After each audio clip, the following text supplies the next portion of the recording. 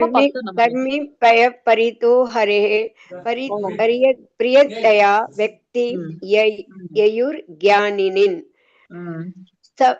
स्थभ्यो ज्ञान विमुक्त भक्ति परमः प्रेम कानिष्ठास्ततः तेभ्यस्तः पशुपालंक दृश्यस्तं भयो अपि स राधिका प्रेष्ठतत्त्वयं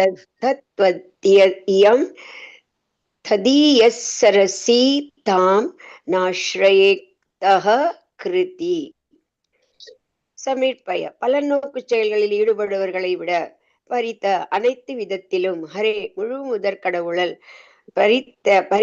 பிரியதயா கருணை காட்டப்பட்டதால் வெக்தி யுயு சாஸ்திரத்தில் கூறப்பட்டுள்ளது கியானினின் ஞானத்தில் உயர்ந்தோர் தேப்ய அவர்களை விட மேலானோர் கியான விமுக்த அறிவால் முக்தி அடைந்து பக்தி பரமா பக்தி தொண்டில் ஈடுபட்டோர் பிரேம ஏக நிஷ்டா பகவானின் தூய பிரேமையை அடைந்தோர் ததா அவர்கள் தேப்யக அவர்களை விடச் சிறந்தோர் தா அவர்கள் பசுபால பங்கஜ திருஷ்ய இடையர் சிறுவனான கிருஷ்ணரையே சார்ந்து வாழும் கோபியர்கள் தாப்ய அவர்களிலும் மேலாக அபி நிச்சயமாக ச அவள் ராதிகா ஸ்ரீமதி ராதிகா பிரேஷ்டா மிகவும் பிரியமான தத்வத் அதே போல இயம் இது ததீய சரசி அவளது ஏரியான ராதா குண்டம் தாம் ராதா குண்டம் ந இல்லை ஆශ්‍රய அடைக்கலம் பெறலாம் க யார் கிருதி மிகவும் அதிர்ஷ்டம் வாய்ந்த. மொழிபெயர்ப்பு பலநோக்கு செயல்களில் ஈடுபடுவர்களை காட்டிலும் வாழ்வின் உயர் நெறிகளை பற்றிய உயர்ந்த ஞானத்தை பெற்றவர் முழுமுதற் கடவுளாகிய ஹரியின் கருணை பெற்றவர் என்று சாஸ்திரங்களில் கூறப்படுகிறது. இத்தகைய அறிவில் உயர்ந்த பலரில் ஞானிகள் தமது ஞானத்தினால் முக்தி அடைந்த ஒருவர் பக்தி தொண்டினை ஏற்கலாம். அவர் மற்றவர்களை விட மேலானவர் எனினும் தூய கிருஷ்ண பிரேமையை அடைந்தவர் அவரை விட உயர்ந்தவராவர். கோபியர்கள் ஆயர்குல சிறுவனான ஸ்ரீ கிருஷ்ணரையே சார்ந்திருப்பதால் எல்லா உயர்ந்த பக்தர்களை விட கோபியர்களே மேலானவர்கள். கோபியர்களுக்கு ஸ்ரீமதி ராதாராணி கிருஷ்ணருக்கு மிகவும் பிரியமானவள். ஸ்ரீமதி ராதாராணியை போலவே ராதாராணியின் ராதா குண்டமும் கிருஷ்ணருக்கு மிகவும் பிரியமானதாகும்.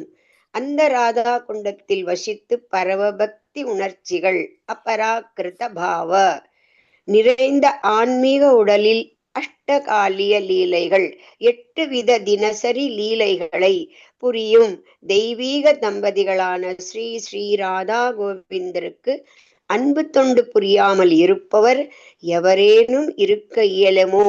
உண்மையில் ராதா குண்டத்தின் கரையில் பக்தி தொண்டு புரிபவர்களே இந்த பிரபஞ்சத்தில் மிக மிக அதிர்ஷ்டம் வாய்த்தவர்கள். பகவானே. பொருளுரை. இதுக்கு மீனிங் யாராவது சொல்றேளா? முதல் படிச்சதுக்கு சொல்லுங்க. பொருள் படிங்க. ஆனா மீனிங் முதல்ல மெய்யுரைக்கு கொஞ்சம் சொல்லணுமே. எல்லாத்தையும் விட உயர்ந்தவர் பகவான், அவர் கருணை ரொம்ப மிக்கவர், பல சாஸ்திரங்கள் கூறப்பட்டது. அப்புறம் ஹரே கிருஷ்ணா மாதாஜி மொழிபெயர்ப்பு வாசிங்க, ஒரு பேஜ் வாசிங்க, அடுத்தது வந்து பிரபு வாசிக்கட்டும், அப்புறமா நம்ம எக்ஸ்பிளைன் பண்ணலாம். சரியா? பிரபு வாசிங்க. நீங்க பிரபு வாசிங்க. மெய்யுரை ஆயிடுத்து. பொருளுரை வாசிங்கோ பிரபுஜி. வாசிக்கட்டுமா? ஓகே, வாசிக்கிறேன். தற்போதைய தருணத்தில் கிட்டத்தட்ட அனைவரும் ஏதாவது ஒரு வகையான பல்நோக்கு செயல்களில் ஈடுபட்டுள்ளனர். வேலை செய்வதன் மூலம் பொருள் லாபத்தை பெற விரும்புபவர்கள் கர்மிகள் அல்லது பலநோக்கு தொழிலாளர்கள் என்று அழைக்கப்படுகிறார்கள். இந்த ஜட உலகில் உள்ள அனைத்து உயிரினங்களும் மாயாவின் மயக்கத்தில் கீழ் வந்துள்ளன. இது விஷ்ணு புராணத்தில் 6:7-61 விவரிக்கப்பட்டுள்ளது. விஷ்ணு சக்தி பராப்ரோக்தா க்ஷேத்ரஜ்ஞாக்கிய ததா பர அபித்யத கர்ம சஞ்ஞான திருதியா சக்தி இஷ்யதே. முனிவர்கள் முழுமுதற் கடவுளின் ஆற்றல்களை 3 வகைகளாக பிரித்துள்ளனர். அதாவது ஆன்மீக ஆற்றல், விளிம்பு ஆற்றல் மற்றும் ஜட ஆற்றல். ஜட ஆற்றல் மூன்றாம் தர ஆற்றலாக கருதப்படுகிறது. திருத்தியா சக்தி. ஜட சக்தியின் அதிகார வரம்பிற்குள் இருக்கும் உயிரினங்கள் சில நேரங்களில் நாய்கள் மற்றும் பன்றிகளைப் போல புலன் என்பதற்காக மிகவும் கடினமான உழைப்பில் ஈடுபட்டிருக்கின்றன. இருப்பினும் இந்த வாழ்க்கையில் அல்லது புண்ணிய செயல்களை செய்த பிறகு அடுத்த வாழ்க்கையில் சில கர்மிகள் வேதங்களில் குறிப்பிட்டுள்ள பல்வேறு வகையான யாகங்களை செய்வதன் மிகவும் ஈர்க்கப்படுகிறார்கள். இவ்வாறு அவர்களின் புண்ணிய தகுதியின் பலத்தால் அவர்கள் சொர்க்க கோலத்திற்கு உயர்த்தப்படுகிறார்கள். உண்மையில் வேத கட்டளையின்படி கண்டிப்பாக யாகங்களை செய்பவர்கள் சந்திரனுக்கு மேலே உள்ள கிரகங்களுக்கும் உயர்த்தப்படுகிறார்கள். பகவத்கீதையில் 9.21 குறிப்பிட்டுள்ளபடி ஸ்டினே புண்ணியே மர்த்திய லோகம் விஷாந்தி. அவர்களின் புண்ணிய செயல்களின் பலன்களை தீர்த்து கொண்ட பிறகு அவர்கள் மீண்டும் பூமிக்கு திரும்புகிறார்கள். இது மர்த்திய லோகம் என்று அழைக்கப்படுகிறது. இது மரண இடம். அத்தகைய நபர்கள் தங்கள் புண்ணிய செயல்களால் சொர்க்க கோலங்களுக்கு உயர்த்தப்படலாம். மேலும் அவர்கள் அங்கு பல ஆயிரம் ஆண்டுகள் வாழ்க்கையை அனுபவிக்கலாம். என்றாலும் அவர்களின் புண்ணிய செயல்களின் பலன்கள் தீர்ந்துவிட்டால் அவர்கள் இந்த கோளுக்கு திரும்ப வேண்டும். இதுவே அனைத்து கர்மிகளின் நிலைப்பாடு. இதில் பக்தியுடன் செயல்படுவர்கள் மற்றும் அக்கிரமாக செயல்படுவர்கள் உள்பட இந்த கிரகத்தில் பல தொழிலதிபர்கள் அரசியல்வாதிகள் மற்றும் பொருள் மகிழ்ச்சியில் மட்டுமே ஆர்வமுள்ளவர்களை காண்கிறோம். அவர்கள் எல்லா வழிகளிலும் பணம் சம்பாதிக்க முயற்சிக்கிறார்கள். அந்த வழிகள் பக்தியுடன் செயல்படுகின்றனவா அல்லது அக்கிரமாக செயல்படுகின்றனவா என்பதை கருத்தில் கொள்ளவில்லை. அத்தகைய மக்கள் கர்மிகள் அல்லது மொத்த பொருள் முதலாளிகள் என்று அழைக்கப்படுகிறார்கள். கர்மிகள் சில கர்மிகள் உள்ளனர். வேத அறிவின் வழிகாட்டுதல் இல்லாமல் செயல்படுவர்கள், வேத அறிவின் அடிப்படையில் செயல்படுவர்கள் பகவான் விஷ்ணுவின் திருப்திக்காகவும் அவரிடமிருந்து ஆசீர்வாதங்களை பெறுவதற்காகவும் யாகங்களை செய்கிறார்கள். இந்த வழியில் அவர்கள் உயர்ந்த கிரக அமைப்புகளுக்கு உயர்த்தப்படுகிறார்கள். அத்தகைய கர்மிகள் விகர்மிகளை விட உயர்ந்தவர்கள். ஏனென்றால் அவர்கள் வேதங்களின் வழிகாட்டுதலுக்கு உண்மை உள்ளவர்கள் மற்றும் நிச்சயமாக கிருஷ்ணனுக்கு மிகவும் பிரியமானவர்கள். பகவத்கீதையில் 4.11 கிருஷ்ணன் கூறுகிறார், ஏ யதா மாம் பிரத்யந்தே தாமஸ் தெய்வ பஜாமி அகம். ஒருவர் என்னிடம் எந்த வழியில் சரண் அடைகிறாரோ அதற்கு ஏற்ப நான் அவருக்கு வெகுமதி அளிக்கிறேன். கிருஷ்ணர் மிகவும் கருணை உள்ளவர். அவர் கர்மிகள் மற்றும் ஞானிகளின் விருப்பங்களை நிறைவேற்றுகிறார். பக்தர்களை பற்றி சொல்ல வேண்டாம். கர்மிகள் சில நேரங்களில் உயர்ந்த கிரக அமைப்புகளுக்கு உயர்த்தப்பட்டாலும் அவர்கள் பலன் தரும் செயல்களில் பற்று கொண்டால் அவர்கள் இறந்த பிறகு புதிய ஜட உடல்களை ஏற்றுக்கொள்ள வேண்டும். ஒருவர் பக்தியுடன் செயல்பட்டால் உயர்ந்த கிரக அமைப்புகளில் உள்ள தேவர்களுக்கு மத்தியில் ஒரு புதிய உடலை அடைய முடியும், அல்லது உயர்ந்த தரத்திலான ஜட மகிழ்ச்சியை அனுபவிக்கக்கூடிய வேறு சில நிலையை அடையலாம். மறுபுறம் தீய செயல்களில் ஈடுபடுபவர்கள் இழிவுபடுத்தப்பட்டு விலங்குகள் மரங்கள் மற்றும் தாவரங்களாக பிறக்கின்றனர். இவ்வாறு வேத வழிமுறைகளை விகர்மிகள் பொருட்படுத்தாத பலநோக்கு நடிகர்கள் கற்றறிந்த துறவிகளால் பாராட்டப்படுவதில்லை. ஸ்ரீமத் பாகவதத்தில் 5.5.4 கூறப்பட்டுள்ளபடி நூன பிரம்மத்த குரதே விகர்ம யத் இந்திரிய பிரீதய ஆப்ருணோதி ந சாது மன்யே யதா ஆத்மனோ யாம் அசத் அபி கிளேஷத ஆச தேக. புலன் திருப்திக்காக நாய்கள் மற்றும் பன்றிகளைப் போல கடினமாக உழைக்கும் பொருள் ஆவலர்கள் உண்மையில் பைத்தியக்காரர்கள். அவர்கள் வெறுமனே புலன் திருப்திக்காக அனைத்து வகையான அருவருப்பான செயல்களையும் செய்கிறார்கள். பொருள் சார்ந்த செயல்பாடுகள் ஒரு புத்திசாலி மனிதனுக்கு தகுதி அல்ல. ஏனெனில் இது போன்ற செயல்களின் விளைவாக ஒருவருக்கு துன்பம் நேர்ந்த ஒரு பொருள் உடல் கிடைக்கிறது. மனித வாழ்க்கையின் நோக்கம் பொருள் இருப்புடன் இணைந்த 3 மடங்கு துன்பகரமான நிலைகளிலிருந்து வெளியேறுவதாகும். துரதிர்ஷ்டவசமாக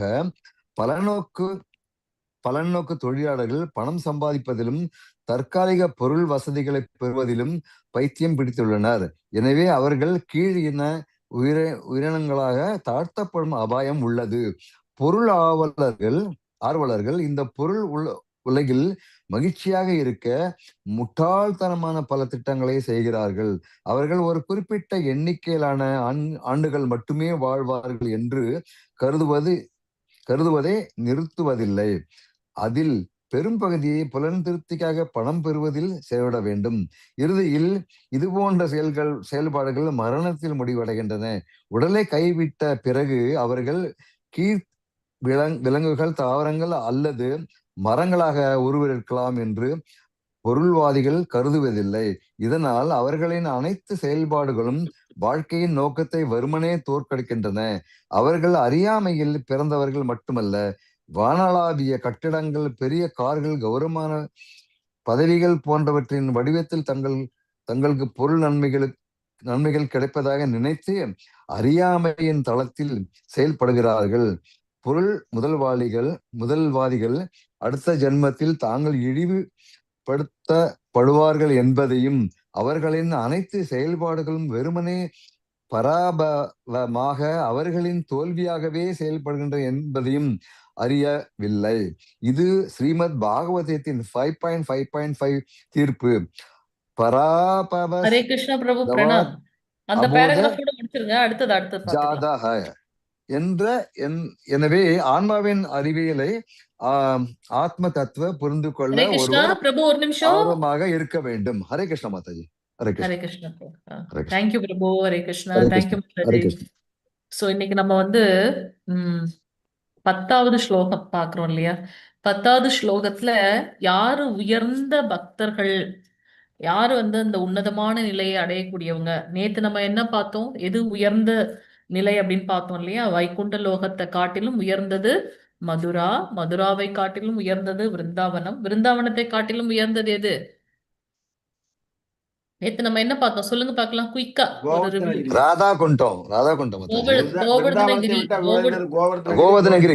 மேல் ராதாகுண்டம். ராதாகுண்டம் பார்த்தோம். சோ இன்னைக்கு உயர்ந்த பக்தர்கள் யாரு அப்படின்றத நம்ம பார்க்கிறோம்.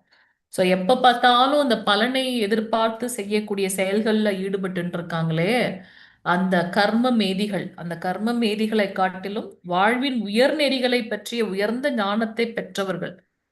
எது நம்மளுடைய வாழ்க்கையை நோக்கம் நம்ம பார்த்தோம் இல்லையா? இது நம்ம இந்த மனித பிறப்புன்றது ஒரு டிரான்சிட் மாதிரி. இன்னைக்கு கூட மாதாஜி ரொம்ப அழகா எக்ஸ்பிளைன் பண்ணாங்க. தடஸ்த சக்தி மனிதர்கள் ராதிகா மாதாஜி காலையில எக்ஸ்பிளைன் பண்ணாங்க. 3 விதமான சக்தி. பகவானை தவிர்த்து நம்ம எதுவுமே எதிர்பார்க்க முடியாது. எதை அவர் இல்லாம எதையுமே நம்மளால யூகிக்கவே முடியாது. அவருடைய அந்தரங்க சக்தினாலதான் ஆன்மீக லோகம், பகிரங்க சக்தியின் மூலமாக இந்த ஜடலோகம், தாழ்ந்த உலகம். மனிதர்கள்லாம், ஜீவாத்மாக்கள்லாம் அவருடைய மார்ஜினல் எனர்ஜி, தடஸ்த சக்தி, மத்திய சக்தியில இருந்து. ஸோ அது மேல உயர போறதா அல்லது தாழ்ந்த நிலைக்கு போக போறதான்றது அந்த மனித ஜீவாத்மாக்கள் கிட்ட இருக்குன்னு பார்க்கும்.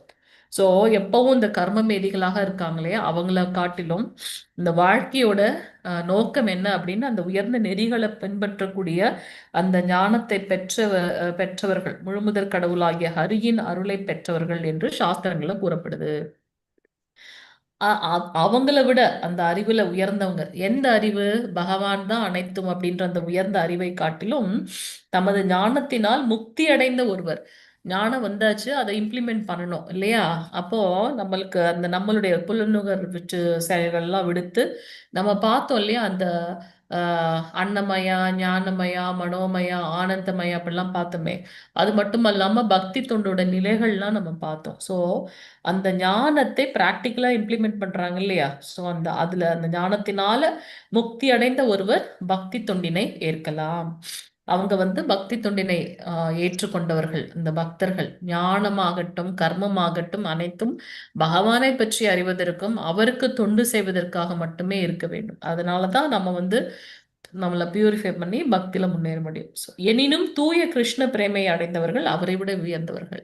இந்த பக்தியை பிராக்டிஸ் பண்றாங்களே தூய பக்தர்கள், அவங்கள விட உயர்ந்தவங்க அந்த தூய கிருஷ்ண பிரேமையை உணர்ந்தவர்கள். நம்ம அப்படி யாரெல்லாம் இருக்காங்க அப்படின்னாக்கா கோபியர்கள். கோபியர்களும் கோப்பர்களும் ஆயர்குல சிறுவர்கள் அவங்க எப்பவுமே கிருஷ்ணரையே நினைச்சிட்டு இருக்காங்க. நம்ம பார்த்தோம் இல்லையா, அவங்க கோபியர்களுக்கெல்லாம் அவங்களுக்குள்ள பேசிக்குவாங்களாம், இந்த பிரம்மதேவர் எதற்காக இந்த கண் இமைய வச்சார், இந்த கண் இமை இருக்கிறதுனால தானே இப்படி மூடுது, அந்த மூடுறதுக்கு அந்த கண் இமை மூடுறது கூட அவங்களால பொறுக்க முடியல, பகவானை பார்த்துட்டே இருக்கணும் அப்படின்னு தோணுது.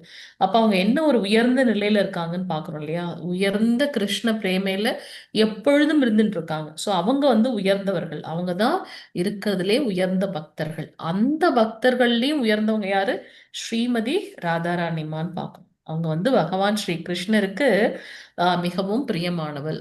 பகவான் ஆஹ் மதன மோகன சுந்தரி ஸ்ரீமதி ராதாராணி. பகவான் மன்மதனையும் வந்து கவர்ந்தெழுக்கக்கூடிய ஆற்றலை பெற்றவராம். மதன மோகன் பகவான். ஆனா ஸ்ரீமதி ராதாராணிமா அந்த ஸ்ரீ கிருஷ்ணரையும் வந்து கவர்ந்து இழுக்கக்கூடியவர்கள், மதன மோகன சுந்தரி அப்படின்னு பார்க்கணும். ஸோ அவங்க வந்து ரொம்ப பிரியமானவர்கள் ஸ்ரீ கிருஷ்ணருக்கு அப்படின்னு பார்க்கணும்.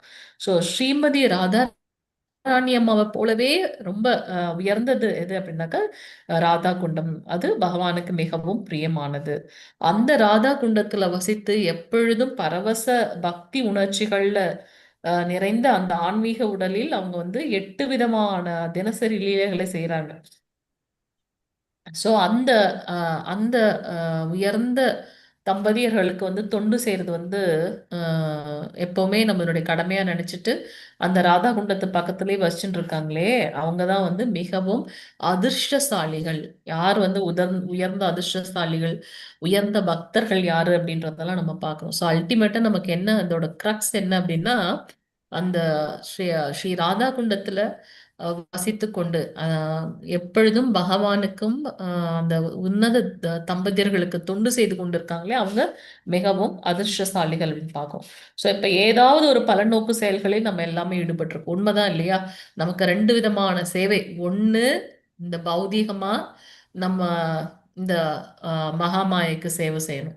அப்படி இல்லை அப்படின்னாக்கா பகவானுக்கு சேவை செய்யணும். நம்மளோட சுபாவமே வந்து என்ன அப்படின்னாக்கா சேவை செய்வது, அதுதான் நம்மளோட சுபாவம். நம்ம சும்மாவா சொல்றா, நம்ம வந்து தன்னிலை உணர்றதுன்னா என்ன, பகவானுடைய தாசானு தாசானு தாசன், பகவானுடைய பக்தர்களுக்கும் பக்தர்களுக்கும் தொண்டு செய்யக்கூடியவங்க. ஸோ ஏன்னா அதுதான் நம்மளுடைய சுபாவம். எப்படி வந்து சர்க்கரைனா இனிக்கும், உப்புனா அந்த அந்த உப்பு டேஸ்ட் வருதுல, அது போல இந்த ஜீவாத்மாவோட சுபாவமே வந்து சேவை செய்வது. ஸோ ஒண்ணு பகவானுக்கு சேவை செய்யுது, அப்படி இல்லைன்னா இந்த மாயாவுக்கு சேவை செய்யறது அப்படின்றத நம்ம பார்க்கிறோம். ஸோ இப்போ வந்து இந்த கலியுகத்துல எல்லாருமே எதையோ எதிர்பார்த்து தான் நம்மளுடைய செயல்கள்ல இருக்கு. ஸோ பௌதீக லாபத்தில் ஆர்வம் கொண்டு வேலை செய்வோர் கர்மிகள் அல்லது பலநோக்கு செயல்களில் ஈடுபடுபவர்கள். எனக்கு இதை பண்ணா அது கிடைக்கும் அப்படின்ற பாவத்துல யாரெல்லாம் வேலை செய்யறாங்களோ அவங்க எல்லாம் வந்து கர்ம மீதிகள், கர்மிகள் அப்படின்னு அழைக்கப்படுறாங்க. பௌதீக உலகத்தில் உள்ள அனைத்து உயிர்வாழிகளும் மாயையின் கட்டுப்பாட்டுக்குள் இருக்கு, அப்படிதானே? சோ எப்ப நாம வந்து இந்த லோகம், ஜட உலகம், பௌதீக லோகம் வந்துட்டோமோ, இது அது பகவானுடைய அந்த பகிரங்க சக்தி, வெளிப்புற சக்தி. அது வந்து அனைத்து பஞ்சபூதங்கள், அது மட்டும் இல்லாம 24 மூலக்கூறுகளை கொண்டுள்ளது. ஆனா இதையெல்லாம் தாண்டி இது வந்து நிரந்தரமானது கிடையாது. அவரே சொல்றார், இந்த ஜட உலகம் துக்காலயம் அசாஸ்வதம். ஒரு ஒரு நிலையிலயும் வந்து நம்ம வந்து என்ன பண்றோம், ரொம்ப கஷ்டப்படுறோம் அப்படி. ஸ்ரீமத் பாகவதத்துல தன்னுடைய தாயான தேவகூதிக்கு வந்து ரொம்ப அழகா வந்து பகவான் கபிலராக அவதாரம் செய்து அவருக்கு வந்து சாங்கிய யோகத்தை எக்ஸ்பிளைன் பண்றார். அதுல வந்து பாத்தீங்கன்னா ஒரு சிசு ஆரம்பிக்கிறதுல இருந்து அது முடிகிற வரைக்கும் அந்த உடலை, மனித உடலை எடுத்த சிசு எப்படியெல்லாம் கஷ்டப்படுது அப்படின்றத வந்து சொல்லியிருக்கார். 5000 வருடங்களுக்கு முன்பாக கிடைக்கப்பட்டது நமக்கு. ஸ்ரீமத் பாகவதம் நித்தியமாக இருக்கு. ஆனா நமக்கு இது வந்து இப்பவும் வந்து அப்ளிகபிளா இருக்கு அப்படின்றத பார்க்கும்போது ரொம்ப ஆச்சரியமா இருக்கு. அதுல இருக்க அந்த அந்த குழந்தை சேர்றதுல இருந்து அதோட உறுப்புகள் ஒன்னொன்னு உருவாறது முதல் கொண்டு அதுல சொல்லப்பட்டிருக்கு. சோ அதனால அவங்க எல்லாம் வந்து கர்ம மேதிகள் அப்படின்னு சொல்லப்படுறாங்க. அவங்க எல்லாமே மாயைக்கு உட்பட்டிருக்கோம். எப்ப இந்த ஜட உலகத்துக்கு வந்திருக்கோமோ அப்ப என்ன பண்றோம், இந்த மாயை 3 குணங்கள்ல நம்ம ஆட்கொள்ளப்படுறோம். இது வந்து ரொம்ப தெளிவாக விஷ்ணு புராணத்துல சொல்லப்பட்டிருக்கு அப்படின்றத நம்ம இங்க பார்க்கிறோம். சோ முனிவர்கள் முழுமுதற் கடவுளின் சக்திகளை ஆன்மீக சக்தி, நடு சக்தி மற்றும் பௌதீக சக்தி என்று 3 வகையாக பிரித்துள்ளனர். அததான் இப்ப பார்த்தோம். பௌதீக சக்தியானது 3ஆம் நிலை சக்தியாக, அதாவது திருத்தீய சக்தி, தாழ்ந்த சக்தியாக கருதப்படுது. சோ பௌதிக சக்தியின் ஆளுகைக்கு உட்பட்ட உயிர்வாழிகள் சில சமயங்களை நாய்களையும் பன்றுகளையும் போல பௌதிக புலனின்பத்திற்காக கடினமாக உழைக்கின்றார்கள். எவ்வளவு ஸ்ட்ராங்கா வந்து சாடுகின்றார் அப்படின்றத நம்ம பார்க்கலாம். எல்லாரும் பிறப்புன்னு வந்துட்டோம், அப்ப இறப்பை நோக்கி தான் ஓடிட்டு இருக்கோம் இல்லையா? சோ அந்த இறப்புக்கு நான் என்னை எப்படி தயார்படுத்திக்கணும் போது அது வந்து பெரிய கேள்விக்குறியாவே இருக்கு. சோ நம்ம என்ன பண்றோம், எப்படி நமக்கும் விலங்குகளுக்கும் இருக்கக்கூடிய வேறுபாடுகள்னு பார்த்தா எல்லாம் அதுவும் அது பண்ற அதே 4 விஷயத்தை தான் நம்மளும் பண்றோம். உண்ணுதல், உறங்குதல், தற்காத்து கொள்ளுதல், இனப்பெருக்கம் செய்தல், நம்மளும் அதை தான் பண்ணிட்டு இருக்கோம். அப்ப அதுல இருந்து வேறுபடுறது என்னன்னா பக்தி தொண்டு செய்யறது. அன்னைக்கு கூட பிரபு வந்து கேட்டாங்க, மனித பிறவி வந்துதான் நமக்கு வந்து மோட்சம்ன்றது கிடைக்குது. நம்ம சாஸ்திரத்திலே நமக்கு சொல்லப்பட்டிருக்கு. ஜடபரதர் வந்து மானா பிறந்தார், அப்படியே அவர் போயிருந்திருக்கலாமே. மானா பிறந்து மீண்டும் வந்து மனித பிறவி எடுக்கிறார் அப்படின்றத பாக்குறோம். சாப விமோக்ஷனம் கிடைக்குது. அப்ப பகவானுடைய அதீதமான கருணை நடந்தா என்ன வேணா நடக்கலாம் இல்லையா? அவர் வந்து ஒரு மச்ச அவதாரமாக வரார். ஹிரண்யகசிபு வந்து ரொம்ப ஜீனியஸா நினைச்சிட்டு அவர் வந்து பிரம்மதேவர்கிட்ட வந்து சாக வரம் கிடைக்காத பட்சத்துல வேற விதமா அவர் கேட்கிறார். அதையும் காட்டி உயர்ந்தவர் அப்படின்றது வந்து பகவான் நரஹரியாக, நரசிம்மராக வருகின்றார் அப்படின்றதெல்லாம் நம்ம பார்க்கிறோம். ஸோ பகவான் வந்து என்ன வேணாலும் நமக்கு வந்து அதீதமான கருணையினால செய்ய முடியும் அப்படின்றத நம்ம பார்க்கிறோம். ஸோ இங்க நமக்கு என்ன சொல்லப்பட்டிருக்கு அப்படின்னாக்கா, இந்த நாய்களைப் போலும் பன்றிகளைப் போலும் நம்ம கடினமாக உழைக்கிறோம். இந்த மனித வாழ்க்கையோட நோக்கம் என்ன? பக்தி தொண்டு செய்து என்னை நான் தூய்மை செய்து கொண்டு பகவானை அடைய வேண்டும். அதுதான் வந்து உண்மையான நோக்கம் அப்படின்றத பார்க்கிறோம். ஸோ அதுக்கு இந்த மனித பிறவியை உபயோகப்படுத்தணும். இதை வந்து அனாவசியமாக நம்ம வந்து வேஸ்ட் பண்ணக்கூடாது. நாய்களைப் போலவும், பன்றிகளைப் போலவும், கழுதைகளைப் போலவும் நம்ம ரொம்ப கடினமாக உழைக்க வேண்டாம். 8 மணி நேரம் வேலைன்னா 8 மணி நேரம் வேலை. ரிமைனிங் 8 ஹவர்ஸ் வந்து நம்மளுடைய மற்ற பௌதீகமான விஷயங்கள், 8 ஹவர்ஸ் வந்து ஆன்மீகமான விஷயங்கள் 8 மணி நேரம் ஒதுக்கணும்னு பிரபுபாதர் சொல்றார். அவர் அப்படிதான் வாழ்ந்து காட்டினார் பிரபுபாதர். 2 மணி நேரம் தான் தூங்குவார். கொஞ்சம் யோசிச்சு பாருங்க, இத்தனை புத்தகங்களை நமக்கு புரியுற மாதிரி விளக்கம் கொடுத்து அதை இங்கிலீஷ்ல இது பண்ணி அது அந்த அந்த பாவத்துல எல்லாம் வந்து டிவோஷன் அப்படின்னு சொல்லுவாங்க, பக்தின்னு சொல்லுவாங்க. ஆனா பிரபுபாதர் டிவோஷனல் சர்வீஸ், பக்தி அப்படின்னாலே டிவோஷன்னாலே அது சர்வீஸ் தான் அப்படின்னு சொல்றாரு. ஸோ அவருடைய புரிதல், அவருடைய பாவம் வந்து டோட்டலா டிஃப்ரெண்டா இருக்கு. அதே பாவத்துல இந்த குரு சீட பரம்பரையின் மூலமாக நம்ம வர்றதுனால நமக்கும் அந்த பாவத்துல வரோம் அப்படின்றத நம்ம இங்க பாக்குறோம். ஒரு நிமிஷம், யாரு பாரு. சோ இந்த பிறவியிலேயோ அல்லது அடுத்த பிறவியிலேயோ பல புண்ணிய செயல்களில் ஈடுபடும் கர்மிகள் வேதங்களில் குறிப்பிடப்பட்டுள்ள பல வகையான யாகங்களை செய்வதில் ஆர்வம் கொள்கின்றனர். சோ இங்க வந்து நம்ம பாக்குறோம், யாரு ஆ ஆ அதை கிளியர் பண்ணு. ஒரு நிமிஷம்.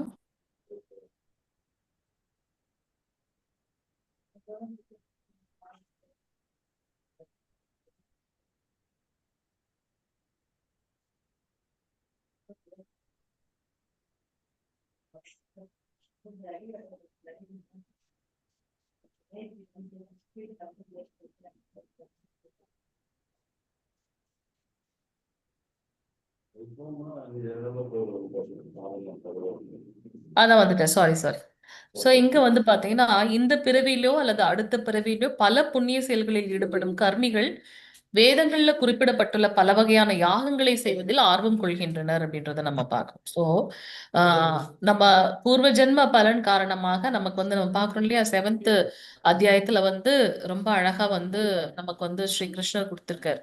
எத்தனையோ பிறவிகள்ல அவங்க செய்த புண்ணிய பலன் காரணமாக அவங்களுக்கு வந்து என்ன என்ன இது கிடைக்குது, மனித நம்ம பார்க்கணும் 84 லட்சம் பிறப்புகள் நம்ம வரும். அதுல 4 லட்சம் மனித பிறப்பு அப்படின்னு பார்க்கணும். சோ எத்தனையோ பிறப்புகள் எடுத்து ஆயிரக்கணக்கான மக்கள்ல ஒரு சிலருக்கு மட்டும்தான் வந்து பக்தி அப்படின்றதே கிடைக்குது. அதுலயும் முழுமையான பக்தி வந்து ஒரு சிலருக்கு மட்டும்தான் கிடைக்குது அப்படின்றத வந்து ரொம்ப அழகா சொல்லியிருக்காரு.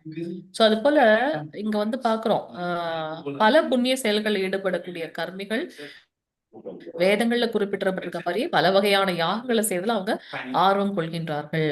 இத்தகைய புண்ணிய செயல்களின் பலனாக அவர்கள் சொர்க்கலோகங்களுக்கு உயர்த்தப்படுறாங்க. அது பார்த்தோம் இல்லையா, நம்ம என்ன யஜ்ஞங்கள் செய்யறோமோ, எந்த மாதிரியான பிரயத்தனம் செய்யறோமோ அதற்கு ஏற்றாற் போல நாம அந்த நிலைகளை அடைகின்றோம் அப்படின்றத நம்ம பாக்குறோம். சோ இந்த வேத கட்டளைகளுக்கு ஏற்ப யாகங்கள் புரிபவர்கள் சந்திரலோகத்திற்கோ அல்லது அதற்கு மேலான உயர் லோகங்களுக்கோ உயர்த்தப்படுகின்றார்கள் அப்படின்னு. சோ பகவத்கீதையில சொல்லப்பட்டிருக்கபடி என்ன சொல்லப்பட்டிருக்கு, புண்ணிய காரியங்களை பலன் தீர்ந்தவுடன் அவர்கள் இந்த மத்திய லோகத்துக்கு வராங்க. நம்ம பாக்குறோம் 14 லோகங்கள், மத்தியில இருக்கக்கூடியது வந்து பூமி, மேல இருக்கக்கூடியது 6 லோகம், கீழே இருக்கக்கூடியது 7 லோகங்கள். அப்ப அவங்க என்ன புண்ணிய செயல்கள் பண்றாங்களோ அதற்கு ஏற்றாற் போல அந்தந்த லோகங்களுக்கு அவங்க உயர்த்தப்படுறாங்க. அந்த புண்ணிய பலன் தீர்ந்ததுக்கு அப்புறம் மீண்டும் மத்திய லோகத்துல இருந்து திருப்பி அவங்களோட இது வந்து ஸ்டார்ட் ஆகுது. சோ இந்த பலநோக்கு செயல்கள்ல ஈடுபடுறதோட விளைவு இதுதான். ஆனா பக்தியில அவங்க ஈடுபடும் போது அங்க வந்து இழப்பு என்பதே கிடையாது அப்படின்றத நம்ம பார்க்கணும். பகவான் சொல்லியிருக்காரு இல்லையா, ஞானிகளும் யோகிகளும் கூட என்னை வந்து அடைகின்றார்கள், பக்தர்களும் என்னை வந்து அடையிறாங்க. ஆனா பக்தர்களுடைய பாவம் வேற, ஞானிகளோட யோகிகளோடது வேற. அவங்க இன்னும் நிறைய வருடங்கள் கழித்து அவங்க வந்து என்னை அடைகின்றார்கள். இதுக்கு ஒரு கதை இருக்கு, நம்ம அதை பார்ப்போம். சோ இங்க வந்து நம்ம அததான் பாக்குறோம். இல்லைன்னா வேற எங்க போய் பேசணும்.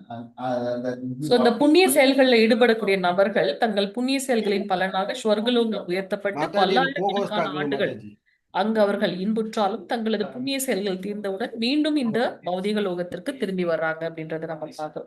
சோ இதுதான் வந்து புண்ணிய செயல்களை எதிர்பார்த்து பலநோக்கு செயல்களில் ஈடுபடவங்களுடைய பாவமா மற்றும் பாவ காரியங்களை செய்யும் கர்மிகள் அதுக்கு ஏற்றாற் போல நிலையை அடைகின்றார்கள். சிலர் எல்லாம் வந்து இந்த மந்திரம் தந்திரம் எல்லாம் பண்றாங்க இல்லையா, சோ அதற்கு ஏற்றாற் போல அவங்க கீழ் லோகங்களை அடையறாங்க.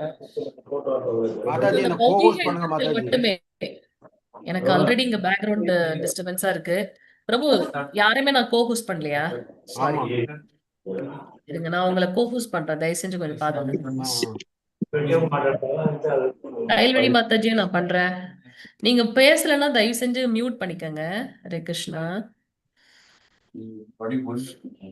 நான் உங்களை சொல்லணும் பொறுமையா பேச சொல்லிட்டு.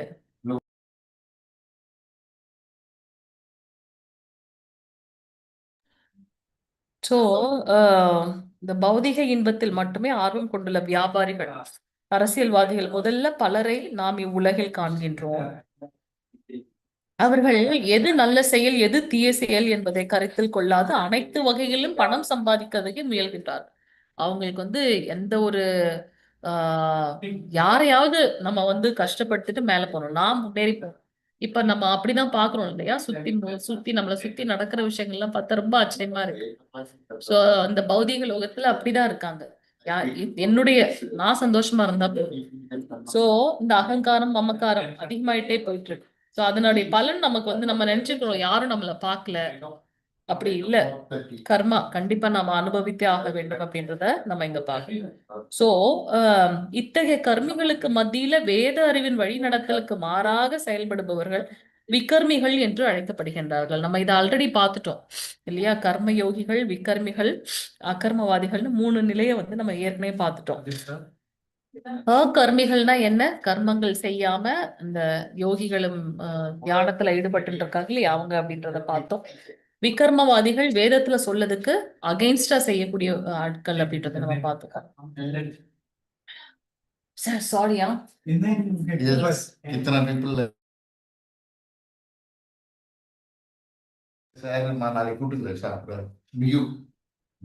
பகவான் விஷ்ணுவோட மகிழ்ச்சிக்காக யாகங்களை செய்யக்கூடியவங்க பல வரங்களை பெறுகின்றார்கள். சோ இந்த கர்ம மேதிகளுக்கு மத்தியில, பௌதிகமான விஷயத்துக்கு மத்தியில யாரெல்லாம் பகவானை வந்து திருப்திப்படுத்தணும் அப்படின்னு சொல்லிட்டு நடந்துக்கிறாங்களே அவங்க எல்லாம் வந்து மிகவும் வந்து நிறைய பெரிய வரங்களை பெறுகின்றார்கள். இவ்வாறாக அவர்கள் உயர்லோகங்களுக்கு ஏற்றம் பெறுகின்றார்கள். வேதங்களின் வழிகாட்டுதலில் செயல்படுவதால் இத்தகைய கர்மிகள் விகர்மிகளை விட உயர்ந்தவர்கள் ஆவார்கள். விகர்மிகள்லாம் வேதத்துல சொல்லப்பட்டதுக்கு அகைன்ஸ்டா செயல்களை செய்யக்கூடியவங்க. சோ இந்த விகர்மிகள் என்ன பண்றாங்க அப்படின்னா, எதெல்லாம் சாஸ்திரத்துல சொல்லப்படலையோ அதை செய்யக்கூடியவங்க. எக்ஸாம்பிள் வந்து பாத்தீங்கன்னா புலால் உண்பது கூடாது, அதாவது சில விஷயங்களை செய்யக்கூடாது அப்படின்னு சொல்லப்பட்டிருக்கு. சோ அதை செய்யக்கூடியவர்கள் வந்து விகர்மிகள் அப்படின்றவங்க. சோ அவங்களை விட உயர்ந்தவங்க இந்த கர்மிகள். மேலும் அவர்கள் கிருஷ்ணருக்கு பிரியமானவர்கள். ஆஹ் ஆஹ் ஏ யதாமாம் பிரபத்யந்தே தாம் சுதைத்த பஜாமியகம் ஒருவன், என்னிடம் சரணடைவதற்கு ஏற்ப நான் அவனுக்கு பலன் அளிக்கின்றேன். பகவான் ஏற்கனவே சொல்லியிருக்கார், நம்ம எப்படி அவர்கிட்ட சரணடைகிறோமோ அதை அப்படியே அவர் வந்து ரெசிப்ரோகேட் பண்றாரு அப்படின்னு இருக்கார். கர்மிகள் ஞானிகளின் ஆசைகளையே கிருஷ்ணர் கருணையுடன் பூர்த்தி செய்யும் போது அவரது பக்தர்களின் விருப்பங்களை பற்றி கூறவும் வேண்டுமோ? சோ பகவானுக்கு வந்து ஆஹ் தேவர்கள் அசுரர்கள் அப்படிலாம் இல்ல, எல்லாருமே வந்து நம்ம அவர்தான் பரமபிதா அப்படின்னாக்கா, ஒரு தகப்பன் வந்து யார் மேலயும் பாரபட்சம் காட்டுறது கிடையாது இல்லையா? ஆனா நம்ம எப்படி அவர்கிட்ட சரணடைறோமோ, எக்ஸாம்பிள் பாருங்க, நம்மளுக்கு வந்து கர்ணன் கர்ணன் வந்து பகவானை என்ன ரூபத்துல அவர் வந்து ஆஹ் அவர் வந்து இமேஜின் பண்ணிட்டாரு, ஒரு மரண ரூபத்துல இமேஜின் பண்ணிட்டாரு. அப்போ அதன் விளைவாக அவருக்கு மரணமே கிடைக்கின்றது அப்படின்றத நம்ம பார்க்கிறோம். அதே மாதிரி ஏற்கனவே நிறைய தடவை நம்ம கிளாஸ்ல பார்த்திருக்கோம். வாமன அவதாரத்துல ஆஹ் பலி சக்கரவர்த்தியோட தங்கை, பலி சக்கரவர்த்தி தங்கை வந்து வாமன அவதாரத்துல அவர் வரும்போது அந்த குழந்தையோட தேஜஸை பார்த்து, அந்த ஒளி மிகுந்த இதை பார்த்து அவங்க ரொம்ப ரொம்ப ஆசைப்பட்டாங்களா, இந்த மாதிரி எனக்கு ஒரு குழந்தை இருக்கணும் அப்படின்னு சொல்லி அவங்க ஆசைப்படுறாங்க. அப்ப கொஞ்ச நேரத்துல அவர் வந்து பலி சக்கரவர்த்தியை வந்து அவர் வந்து ஆட்கொள்றாரு இல்லையா? 3 அடி மண்ணை கேட்டுட்டு 3 லோகத்தையும் அளந்துடுறாரு. உடனே அவங்க என்ன பண்றாங்க, எத்தனை பேரு என்னோட அண்ணனை இப்படி பாதாளத்துக்கு அமிச்சிட்டல, எத்தனை பிறவி எடுத்தாலும் உன்னை என்ன பண்ணுவேன், கொல்லாம விட மாட்டேன்னு அவங்களுக்கு ஒரு வஞ்சம் ஏற்படுகின்றது. அதன் விளைவு அவங்க தான் என்ன பண்றாங்க, பூத்தனாவாக கிருஷ்ணாவதாரத்துல அவங்க பூத்தனா வராங்க. அவங்க தாயா நினைச்சதுனால, எனக்கு இப்படி ஒரு பிள்ளை வேணும்னு அவங்க பாவித்ததுனால அவங்களுக்கு ஆஹ் தாயோட ஸ்வரூபத்தை பகவான் ஸ்ரீ கிருஷ்ணர் கொடுக்கிறார். அதே சமயத்துல அவங்க வந்து என்ன பண்றாங்க, அவங்க கொல்லணும்னு நினைச்சதுனால அதற்கு ஏற்ற ஒரு ஒரு உடல்வாகவும் அவங்களுக்கு கிடைக்குது, அந்த பாவமும் கிடைக்குது அப்படின்றத நம்ம பார்க்கிறோம். சோ நாம எப்படி பகவான் இடத்துல சரணடைகிறோமோ அதை அவர் நமக்கு அப்படியே அளிக்கின்றார் அப்படின்றத நம்ம இங்க பார்க்க முடிகின்றது. சோ ஞானிகளின் ஆசைகளையும் கர்மிகளோட ஆசைகளையும் பூர்த்தி செய்யக்கூடிய பகவான் பக்தர்களுடைய ஆசை கண்டிப்பா பூர்த்தி செய்வார் அப்படின்றத நம்ம பார்க்கணும். கர்மிகள் உயர்லோகங்களுக்கு உயர்த்தப்பட்டாலும் பலநோக்கு செயல்களின் மீது பற்று இருக்கும் வரை மரணத்திற்கு பின்னர் மீண்டும் பௌதீக உடலை ஏற்றே ஆக வேண்டும். சோ ஏன்னா கர்மிகளோட பாவமே வந்து பலநோக்கு செயல்களை எதிர்பார்த்து வேதத்தை ஃபாலோ பண்ணி அவங்க பண்றேன்னு சொல்றாங்க. ஆனா அவங்க வந்து ஏதோ ஒரு பலனை எதிர்பார்த்து தான் செயல்களை செய்யறாங்க. அதனால அவங்களுக்கு என்ன ஆகுது, மரணத்திற்கு பின்னாடியும் மீண்டும் இந்த பௌதிக உடலை அவங்க ஏற்றுக்கொண்டே ஆக வேண்டியதாக இருக்கு. சோ அந்த செயல்கள்ல என்ன புண்ணிய செயல்கள் செய்யறாங்களோ அந்த லோகங்களுக்கு சென்று, ஏன்னா நமக்கு அப்புறம் மேல 6 லோகங்கள் இருக்கு இல்லையா, பித்ருகளுக்கு ரொம்ப ஆர்வமா இருந்து அவங்கள சாட்டிஸ்ஃபை பண்ணணும்னு நினைக்கிறவங்க அந்த லோகத்துக்கு போறாங்க. சோ உயர்ந்த புண்ணிய பலன்களை செய்யக்கூடியவங்க சந்திரலோகம் போறாங்க. அதையும் விட உயர்ந்த புண்ணிய செயல் செய்யக்கூடியவங்க சத்தியலோகமான பிரம்மரோட இருக்கக்கூடிய அந்த லோகம் போறாங்க. அங்க போயும் ஜீவாத்ம தத்துவம் தான் பிரம்மதேவரும். அவருக்கும் 100 ஆயுட்காலம், தேவர்களோட ஆயுட்காலத்தில் 100 ஆயுட்காலம். சோ அந்த புண்ணிய செயல் முடிஞ்ச உடனே மீண்டும் இந்த பௌதீக லோகத்துக்கு வராங்க அப்படின்றத நம்ம இங்க பார்க்கலாம். சோ அவங்களுடைய புண்ணிய செயல்களுக்கு ஏற்றாற் போல அந்தந்த லோகத்துல இருக்கவங்களுக்கு மத்தியில அவங்களுக்கு ஏற்றாற் போல ஒரு உடல்வாகுவை அவங்க பெறுகின்றார்கள், அல்லது உயர்தர பௌதீக இன்பத்தை அனுபவிக்கலாம். அதே சமயம் தீய செயல்களில் ஈடுபட்டுள்ள இழிந்தோர் மிருகங்கள், மரங்கள் மற்றும் செடி கொடிகளாக பிறப்பெடுக்க நேரிடும். ஏன்னா அவங்க அதுக்கு ஏற்றார் மாதிரியான ஒரு உடல்வாக அவங்களுக்கு கிடைக்குது. அவங்க வந்து தீய செயல்களில் ஈடுபடுறாங்க இல்லையா, அதனால அவங்களுக்கு அந்த மாதிரியான உடல்வாக கிடைக்குது அப்படின்றத நம்ம இங்க பார்க்கலாம். சோ வேத கட்டளைகளை மதிக்காம பல நோக்கு செயல்களை ஈடுபடக்கூடியவங்க விகர்மிகள் சொல்லப்படுறாங்க. அவங்கள கற்றறிந்த முனிவர்கள் பாராட்டுவதே இல்லை. அதுக்குதான் பிரபுபாதர் ரொம்ப சிம்பிளிஃபை பண்ணி, நாம இருப்பது கலியுகம், அதனால நமக்கு 4 கோட்பாடுகளை சொல்லியிருப்பார். என்னது, மது அருந்தக்கூடாது, மாமிசம் உண்ணக்கூடாது, இதெல்லாம் அந்த அறத்தின் 4 தூண்களை வந்து தகர்த்தக்கூடியதாக இருக்கு. தகாத பாலுறவு கூடாது, சூது இருக்கக்கூடாது அப்படின்றத நம்ம பார்க்கிறோம். அது மட்டுமல்ல, 16 மாலைகள் வந்து ஜெபம் செய்ய சொல்லியிருக்கார். சோ நாய்களையும் பன்றிகளையும் போன்று பௌதிகவாதிகள் புலனின்பத்தில் பித்து பிடித்து அலைகின்றார்கள். வெறும் புலனின்பத்திற்காக எல்லா விதமான பாவ செயல்களையும் அவர்கள் செய்கின்றார்கள். நல்லறிவுடைய ஒருவனுக்கு பௌதிக செயல்கள் சற்றும் பொருத்தமானவை அல்ல. ஏன்னா இத்தகைய செயல்களால் துன்பம் நிறைந்த அந்த பௌதிக உடலை அவன் பெற வேண்டியிருக்கும். உண்மையான ஞானம் உள்ளவர்களுக்கு இல்லையா, இப்ப நம்ம கிருஷ்ண பக்திக்கு வந்ததுக்கு அப்புறம் எத்தனை பேர்கிட்ட நிறைய மாற்றங்கள் இருக்கு. ஸோ ஏன் அப்படின்னாக்கா நாம் படிக்கும்போது இவ்வளவு நாள் நமக்கு தெரியாம இருந்திருக்கு, இப்ப தெரிஞ்சிருச்சு, இனி நான் அந்த விஷயங்களை விட்டுறணும். தெய்வ அசுர சம்பத் விபாக யோகம், தெய்வ குணங்கள் அசுர குணங்கள், பக்தர்களுடைய குணங்கள் என்ன, 3 விதமான நிலை என்ன, பக்தியோட நிலை என்னெல்லாம் நம்ம பார்க்கிறோம். அப்ப அந்த இதெல்லாம் தெரிய அந்த ஞானம் கிடைக்க கிடைக்க நாம என்ன பண்றோம், பாவத்தோட செயல்களை செய்வதே கிடையாது அப்படின்னு பார்க்கணும் இல்லையா.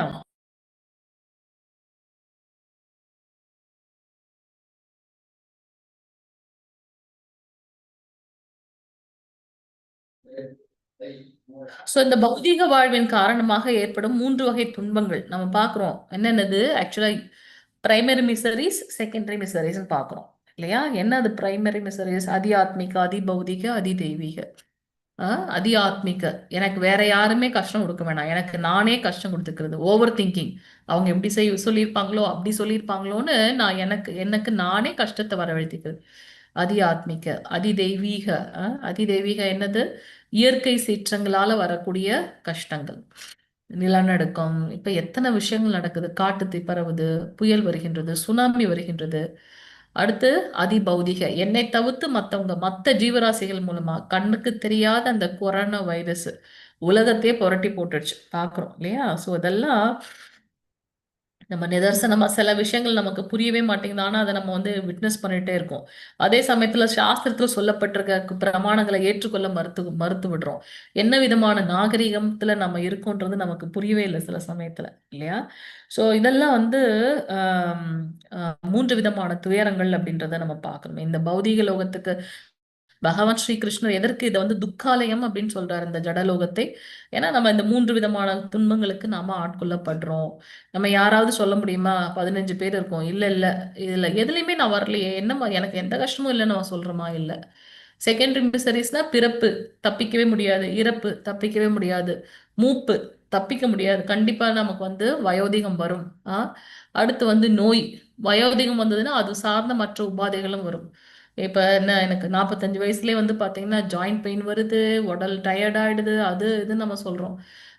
ஏன்னா நம்ம சாப்பிடுற சாப்பாடு, நம்ம இருக்கக்கூடிய சூழ்நிலை அதெல்லாமே மாறி இருக்கு அப்படின்றத நம்ம இங்க பாத்துக்கிறோம்.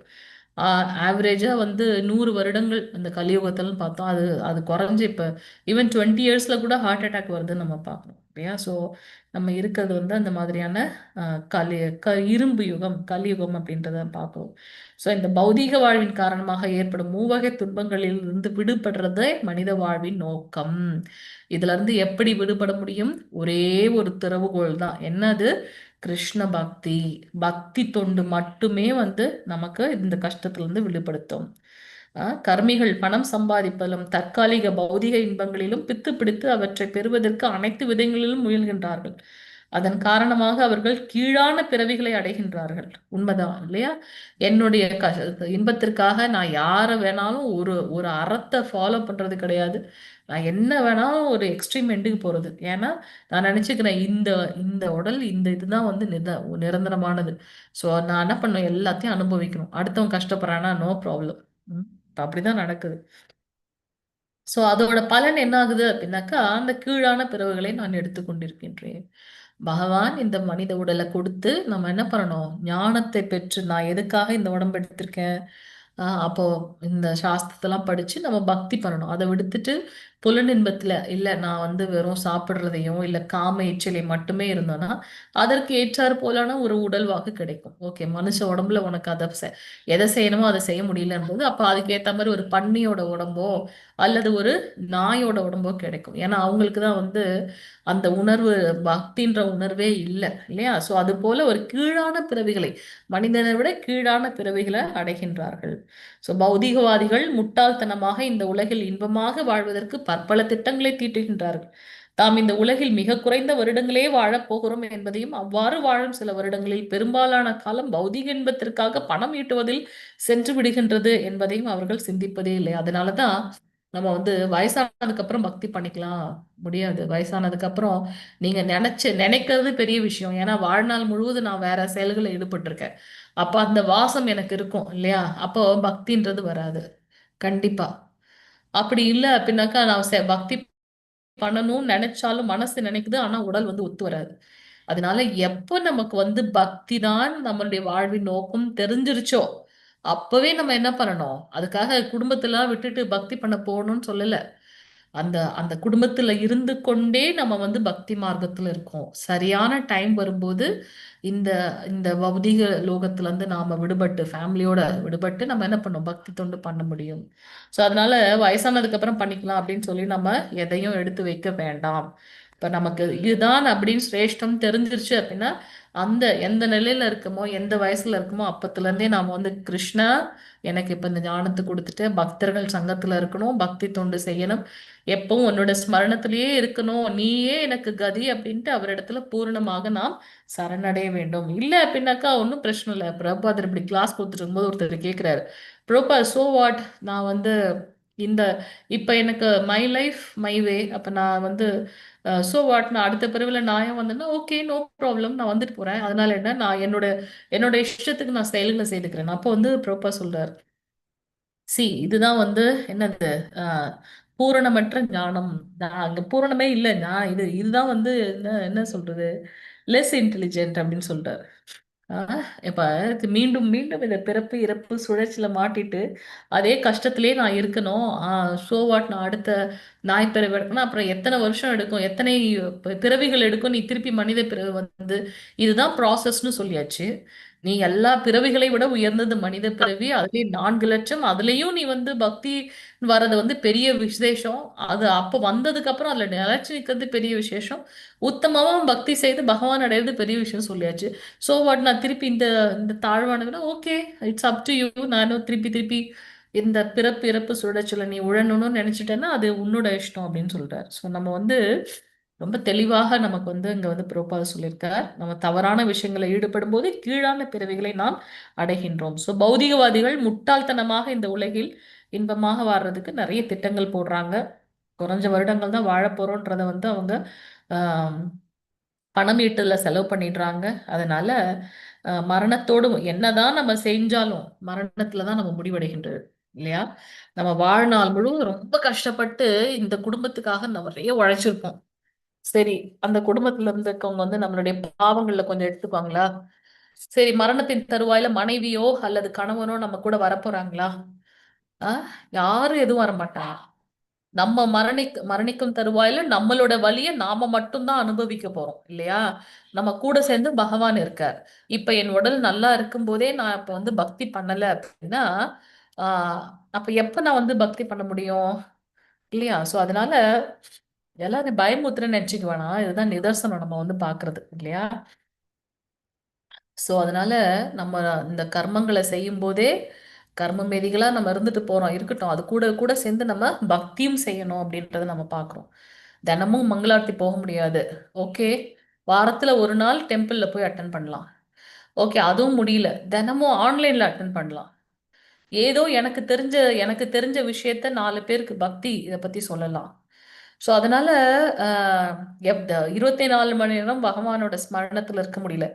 ஒரு அரை மணி நேரம் நான் அந்த ஆஹ் காலையில இருந்து சாயந்தரத்துக்குள்ள அரை மணி நேரம் பக்தி பண்ணி பகவானோட நாமத்தை சொல்லிடணும். நமக்கு இதுதான் வழி கதின்னு சொல்லிட்டாரு நம்மளுடைய குரு. அப்ப அவரோட அவரோட பாதத்தை பிடிச்சிட்டு நம்ம போயிடணும். அதுதான் ரொம்ப உத்தமமானது. இல்லைன்னா நம்ம இந்த மரம் செடி மனிதர்கள் விலங்குகள்னு உழண்டுட்டே இருக்க வேண்டியதுதான். சோ அவர்களது அனைத்து செயல்களும் வாழ்வின் நோக்கத்தை பாழாக்கி விடுகின்றன. நான் என்னவோ எல்லாத்தையும் முடிச்சு ரிவிஷன் வேற ஸ்டார்ட் பண்ணுவேன்னு நினைச்சேன். இங்க பார்த்தா ஒரு ஸ்லோகமே முடிக்க முடியல. கிருஷ்ணா, அவர்கள் அறியாமையில் பிறப்பது மட்டுமின்றி வானுயர் கட்டிடங்கள் சொகுசு கார்கள் இன்பத்தை தரும் கௌரவமிக்க உயர் பதவிகள் போன்றவற்றின் வடிவில் பௌதிக இன்பத்தை தாம் பெறுவதாக எண்ணி அறியாமையிலேயே உழண்டு கொண்டிருக்கின்றார்கள். நம்ம ஸ்ரீமத் பாகவதத்துல வந்து அந்த யக்ஷ பிரக்ஷணம் அப்படின்னு கேட்கிறோம், அந்த ஒரு கதை நம்ம பார்ப்போம். பாண்டவர்கள் வந்து வனவாசத்துல இருக்கும்போது ஆஹ் தண்ணி தாகம் எடுக்கும். அப்ப அவங்களுக்கு பக்கத்துல இருக்க ஒரு தடாகத்துல போய் தண்ணி குடிக்கலான்னு போகும்போது அங்க ஒரு யக்ஷன்னா என்ன நம்ம சொல்றோம், அந்த பேயின்னு சொல்றோம் இல்லையா, பூத உடல்ல இருக்கக்கூடியவங்க. தண்ணியை தொடாத, நான் சொல்ற கேள்விக்கு பதில் சொல்லிட்டு தண்ணி தொடுன்னா அவங்க வந்து ரொம்ப அலட்சியம் பண்ணிடுறாங்க. ஸோ எல்லாரும் அங்க விழுந்து கிடக்குறாங்க. கடைசியா வந்து தர்மர் வர்றாரு, அவருக்கும் தண்ணி தாகும். சரி தண்ணி குடிக்க போறாரு, பார்த்தா தண்ணி அந்த சப்தம் கேக்குது. தர்மர் இல்லையா அவரு, அதனால உடனே என்ன பண்றாரு, அந்த தண்ணியை அப்படியே விட்டுட்டு அந்த யக்ஷன் வந்து நிறைய கேள்வி கேட்கும்.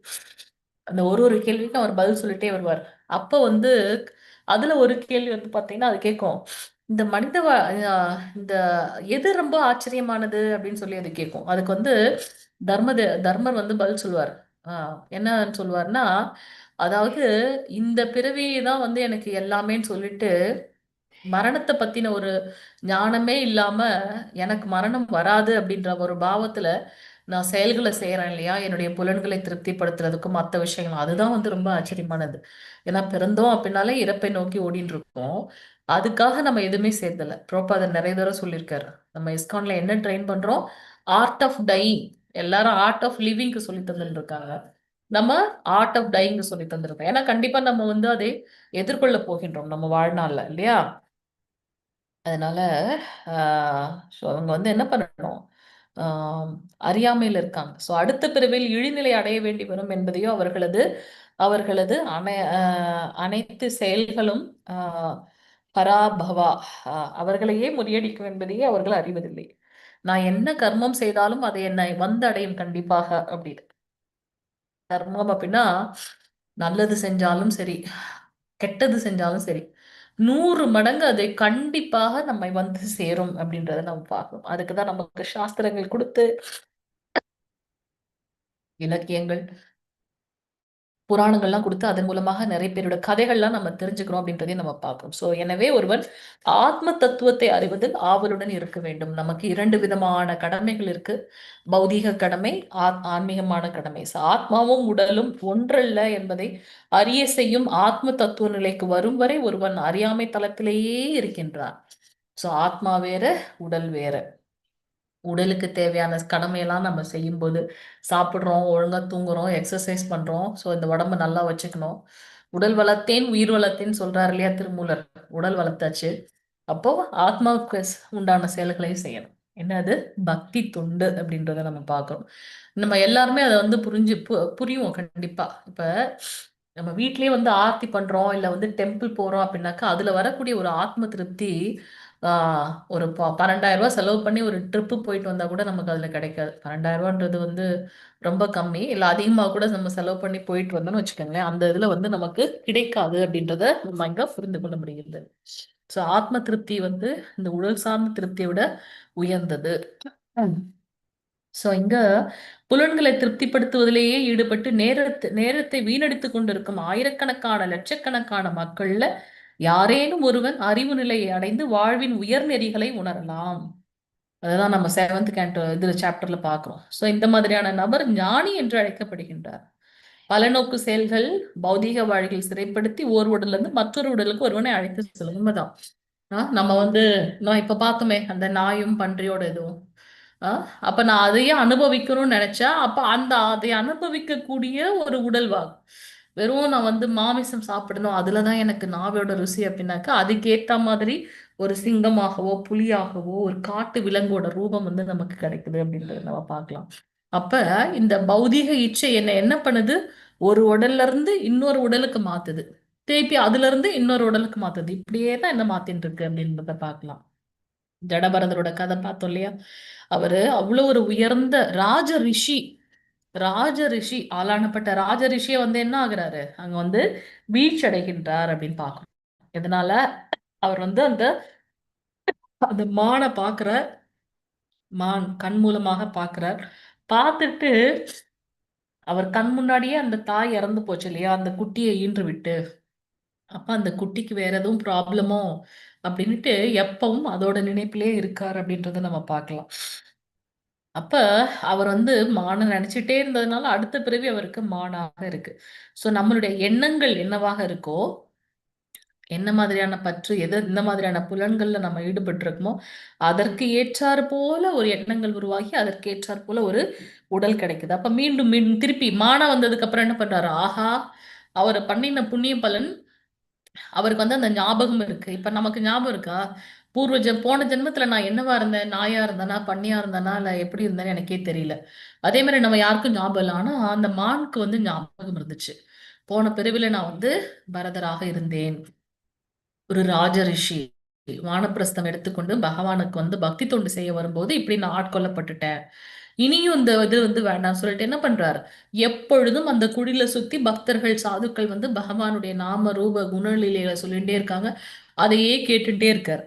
கேட்டுட்டே இருந்ததோட பலன் என்ன ஆகுது, அடுத்து அவருக்கு மனித பிறவி வந்துச்சு. இந்த தடவை நான் மிஸ்ஸே பண்ணக்கூடாதுன்ட்டு அவர் என்ன பண்றாரு, மனித பிறவி வந்ததுக்கு அப்புறம் அவர் எந்த ஒரு விஷயத்திலயும் ஃபோக்கஸ் பண்ணல. ஒரு ஜடம் மாதிரி இருந்தாராம். யாரு என்ன சொன்னாலும் அதை ஒரு பெருசா எடுத்துக்கல. ஒரு ஒரு மூளை வளர்ச்சி இல்லாத ஒரு குழந்தை எப்படி இருக்கும் இல்லையா, அந்த மாதிரி அவர் வளர்ந்த ஒரு மூளை வளர்ச்சி இல்லாத ஆள் மாதிரி இருந்தார். ஜட பரதர், ஜடம் மாதிரி இருந்தார் அப்படின்னு நம்ம சொல்றோம். அதனாலதான் ஸ்ரீமத் பாகவத்துல ரிவைஸ்ட் வெர்ஷன்ல பாத்தீங்கன்னா மனித பரதர் அப்படின்னு சொல்லியிருப்பாங்க. ஆனா அந்த அந்த மாதிரி அவர் இருந்தார் அப்படின்றத நம்ம பார்க்கலாம். ஸோ பலநோக்கு செயல்கள் பௌதீக வாழ்வுகளை நம்மளை சிறைப்படுத்தும். அதே சமயத்தில் ஸ்ரீமத் பாகவதத்தில் கூறியுள்ளபடி புலனின்பத்தை பற்றிய எண்ணங்களை ஒருவன் கொள்வதால் கர்மா அல்லது பலநோக்கு செயல்களிலேயே அவன் மனம் ஈடுபட்டிருக்கும். இது அவனை ஓர் உடலிலிருந்து வேறு உடலுக்கு மாற்றும். சோ இந்த பௌதீக சிந்தனைகள், பௌதீக பலநோக்கு செயல்கள் நம்மள இந்த உலகத்திலே மீண்டும் மீண்டும் நம்மை பிறக்க வைக்கும். ஆன்மீக சிந்தனை மட்டுமே இந்த உலகத்திலிருந்து நம்மளை விடுவிக்கும் அப்படின்றத பாக்குறோம். மற்றதை நம்ம நெக்ஸ்ட் கிளாஸ்ல பார்க்கலாம். மன்னிக்கிறோம், நான் இந்த இதில் முடிச்சிடலான்னு பார்த்தா முடியல. அடுத்த வாரம் நம்ம கம்ப்ளீட் முடிச்சிருவோம். சரிங்களா? அடுத்த வாரம் நமக்கு 10ஆவதோட பாதி + 11 முடிச்சு ரிவிஷன் மேக்சிமம் பார்த்துடலாம். எல்லாரும் ஒரு தடவை படிச்சுட்டு வாங்க. உபதேசாமிர்தம் ரிவிஷன் நெக்ஸ்ட் வீக் பண்ணிட்டு next to next week nectar of devotion start பண்ணிடலாம். அது போல் உங்களோட லெவல் 4க்கு உண்டான ப்ரெசன்டேஷன் டாப்பிக்கும் நம்ம ஷேர் பண்ணிடலாம். ஓகே, கிளாஸ் முடிஞ்சிருச்சு. வாஞ்சகல்பதருபேஷ கிருபா சிந்துபே வச்ச பதிதானா பாவனேபியோ வைஷ்ணவேபியோ நமோ நமः. அனந்த கோடி வைஷ்ணவ விருந்த கீ ஜெய். நாமாச்சாரிய ஸ்ரீல ஹரிதாஸ்